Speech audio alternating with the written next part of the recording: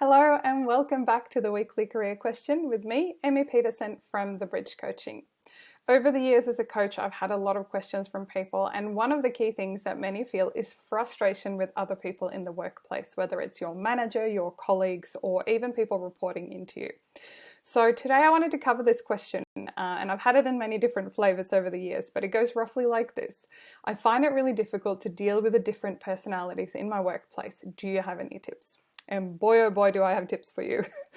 What I wanted to talk about today is using personality profiling as a tool to better understand yourself, other people, and why some people really annoy you, especially at work.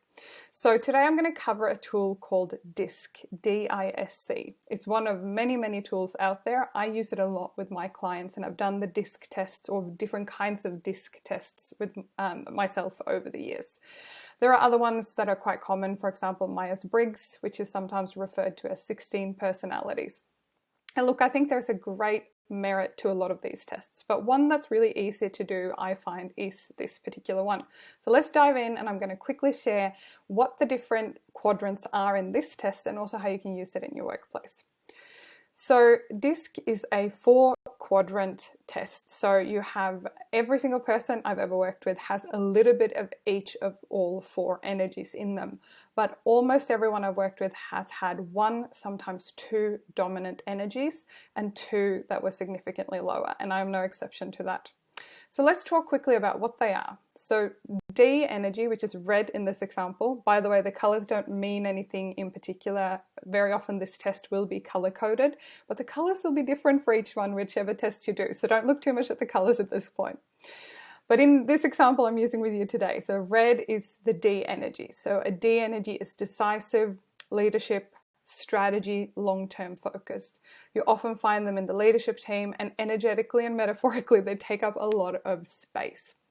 And they really like looking far ahead. They really like making strategic, quick decisions.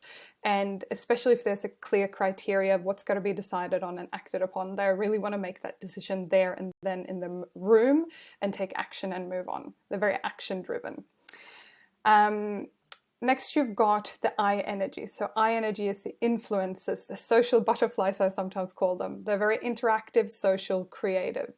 And where the D energy can get frustrated when decisions take a little bit long to make, I energies can get a bit frustrated when things get a bit too, monotonous or repetitive, or they're going to do the same thing all over again. They like the freedom and they really want to work with people. So they're very people driven and people focused. They are sometimes guilty of what I call the shiny object syndrome, where they want to work on the new fun stuff and they don't always have the follow through, unfortunately, with certain things. Then we've got the green one in this example, which is the S energy, the steadfast, stabilizing, nurturing energy. This is the people who take a little bit longer to make decisions. They're calm, they listen a lot, they know a lot, and they remember. So things like, they will remember the team birthdays, and they'll remember if someone had something good or difficult happen in their life outside of work. The S energy is a really good, cool-headed energy that helps to make decisions from the gut, but they can get really frustrated when they're getting pushed to make decisions quickly because they don't like that. So when a D energy comes into the room and says, let's make a decision right here today, what are we waiting for? The S energy will get frustrated because you're pushing it to make the decision when they're not ready to make it quite yet. And finally, we've got the C energy, which is the conscientious, controlled, structured, systematic. They love having a checklist. They love having a project plan. They're usually really good with technical tools, especially technical tools to track progress. The thing with the blue C energy is they want things done properly or done right. So they can find it really frustrating when people want to make quick decisions because they haven't had time to test the thing yet to work out if it works. So they're all about the quality and making sure that the tool or the technology or whatever you're working on together is done properly. So they don't always take as long as the green energy to make a decision, but they want to have the time to test it to make sure that the thing or the tool doesn't break. Now you can probably see pretty quickly and you're probably starting to think even about your personal relationships, perhaps at home or in your relationship. I personally am a DI energy. So my two highest is the red followed by the orange. And that means that I am, very outspoken usually. I'm quite social. I'm quite comfortable speaking in front of groups and things like that. But I'm also not the most patient person. And I'm very aware when I work in groups that I need to be mindful that my version of patience or my version of action is not necessarily the one for everyone. Subsequently, my lowest one is the blue sea energy. So I know that if I have to do too much process, too much repetition, too much sameness, I can get a little bit tired, and Excel spreadsheets are not my best friends.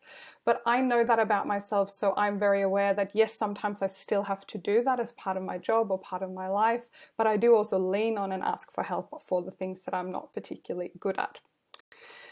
So that's a very, very quick intro to DISC. There's a lot more to this, but how can you use DISC profiling in your work, especially if you're frustrated with people in your environment? Well, the first thing you can do is hop online and do an online DISC test. There are some free ones out there. If you just Google free DISC test, I'm sure something will come up that you can hop on and do.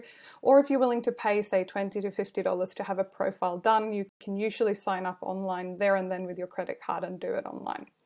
And normally, either way you go, you'll get a report. Obviously, if you pay, you'll get a more comprehensive report. And that will give you some insight on how might you react in certain situations, or which type of energy are you best managed by, etc. And the other thing, obviously, is to take this information and reflect on the team that you work with, your manager. If you have people reporting into you, start reflecting on where they sit compared to you. Because what I see time and time again in relationships, friendships, and work relationships is that people will either have the most problem with someone who is very similar to them or someone who's almost completely opposite. So I find that my biggest challenges in my career have been with other D energy, so in the red quadrant people who are also really driven and they want to move fast, but we might not want the same thing. And that's when I have to be really mindful that I have to change my tack and speak differently to get a good joint outcome out of it. Or sometimes I'm also aware that I can come across very straightforward or very direct to people who are in that green, steady, want to take their time and reflect on things quadrant. So I'm also very mindful that how I come across is actually my responsibility. Now, sadly, not everyone in the workplace will think this way, but it is a really good help, I guess, for you to think about. So that was a very quick intro to DISC. It's one of my key passions in life to talk about DISC for as much as I can. But if you have any further questions or if you want to have a quick discussion with me, feel free to reach out via the email address on the screen. And obviously, as always, if you have future questions you'd like me to discuss here on the weekly career question, just email them through and I'll add them to the filming schedule for the future. I hope you have a great week and I look forward to see you in our next video.